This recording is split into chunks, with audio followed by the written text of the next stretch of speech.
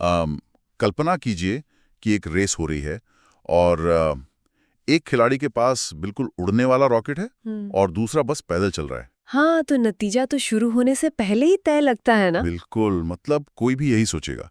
लेकिन आज हम the wisdom of the infinite circle के अंशों पर जो एक गहरी चर्चा कर रहे हैं उसमें हम यही समझेंगे। हमारा मिशन ये जानना है कि कैसे सही नजरिया और सच्ची बुद्धिमानी किसी बड़ी से बड़ी शारीरिक क्षमता को भी आसानी से हरा सकती है। सही कहा। और इस चर्चा की शुरुआत हम उस किस्से से कर सकते हैं जो इस स्रोत में दिया गया है। भगवान शिव और देवी पार्वती की वो एक पुरानी पर बहुत ही रोचक कहानी। हाँ, वो जिसमें उन्होंने अपने दोनों बेटों महान योद्धा कार्तिकेय और ज्ञान के देवता गणेश के सामने एक बड़ी चुनौती रखी थी। एकदम सही।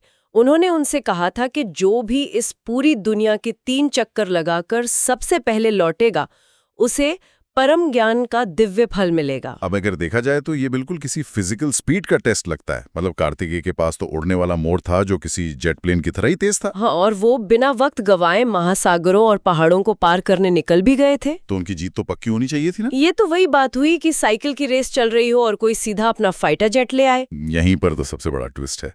देखिए, शिव का असली मकसद स्पीड मापना था ही नहीं।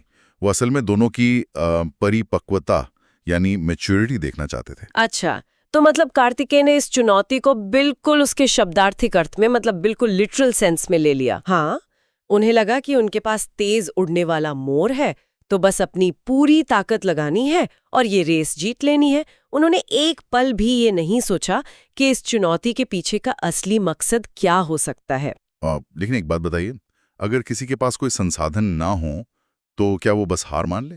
गणेश के पास तो बस उनका छोटा सा चूहा था। बिल्कुल, वो उड़ते हुए मोर को फिजिकली तो किसी भी हाल में नहीं हरा सकते थे। तो क्या उन्होंने बस किसी खामी का फायदा उठाया?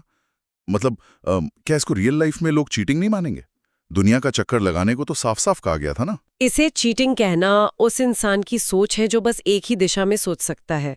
इसको साइकोलॉजी की भाषा में बाधाओं को नए सिरे से परिभाषित करना कहते हैं। थोड़ा आसान भाषा में समझाइए, मतलब ये होता क्या है? देखिए, जब किसी ऐसे रेस में जीतना नामुमकिन हो जिसके नियम किसी और के हिसाब से बने हों, तो उस समस्या के दायरे को ही बदल देना पड़ता है। गणेश ने ये नहीं सोचा कि वो तेज कैसे दौड़े, बल्कि उन्होंने ये सोचा होगा कि क्या सच में दौड़ने की जरूरत है भी या नहीं, है ना? एकदम सही। जब स्पीड से जीतना नामुमकिन था तो उन्होंने दुनिया शब्द की परिभाषा का ही पूरा विश्लेषण किया, अपनी बुद्धि का इस्तेमाल किया। और उन्होंने जो किया वो सच में कमाल था। उन्होंने बस शांत रहकर अपने माता पिता यानी शिव और पार्वती के ही पास जाकर उनके 3 चक्कर लगा लिए। हाँ, बिना एक बूंद पसीना बहाए, क्योंकि उन्हें पता था कि उनके ब्रह्मांड का असली केंद्र क्या है। वाह! और उधर कार्तिकेय पहाड़ों को पार करके पसीने से लथपथ लौटते हैं, बस ये देखने के लिए कि गणेश तो पहले ही जीत चुके हैं। बिल्कुल, और उस वक्त गणेश का तर्क बहुत गहरा था। उन्होंने कहा कि एक बच्चे के लिए उसके माता पिता ही उसकी पूरी दुनिया होते हैं। मतलब उन्होंने स्पीड का मुकाबला स्पीड से किया ही नहीं, अपना सोचने का लेवल ही इतना ऊपर कर दिया कि उस पुरानी चुनौती का कोई मतलब ही नहीं बचा। हाँ, और यही हमारी इस चर्चा का सबसे बड़ा निष्कर्ष भी है। देखिए, कार्तिकेय का पसीना बहाना एक तरह से हार्ड वर्क का यानी कड़ी मेहनत का प्रतीक है। और गणेश का ये कदम बिल्कुल स्मार्ट वर्क है। ज्ञान का मतलब यही है कि इंसान को ये पता हो कि अपनी ऊर्जा कहाँ लगानी है। सही बात है। किसी भी समस्या को हल करने के लिए हमेशा तेज दौड़ने की नहीं, बल्कि कभी-कभी रोककर उसकी जड़ को समझने की जरूरत होती है। आज के दौर में भी ये कितना लागू होता है। जैसे कॉर्पोरेट दुनिया में या बिजनेस में लोग आगे बढ़ने के लिए बस बिना सोचे समझे दूसरों के बनाए नियमों पर मेहनत करते रहते हैं। हाँ, जबकि अगर सामने वाले का रास्ता आपसे बड़ा है तो उस रास्ते पर अंधों की तरह दौड़ने के बजाय अपना खुद का एक नया रास्ता बना लेना चाहिए। उन नियमों के पीछे की धारणा को ही बदल देना चाहिए। एकदम सही। शारीरिक सीमाएं उतनी मायने नहीं रखती जब सोचने का नजरिया सही हो।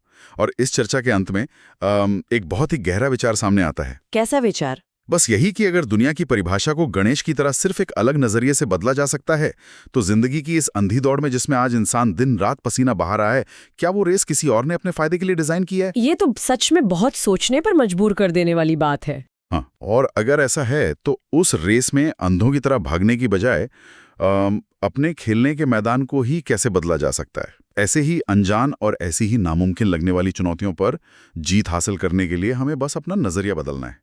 इस सवाल के साथ इस चर्चा को हम यहीं विराम देते हैं।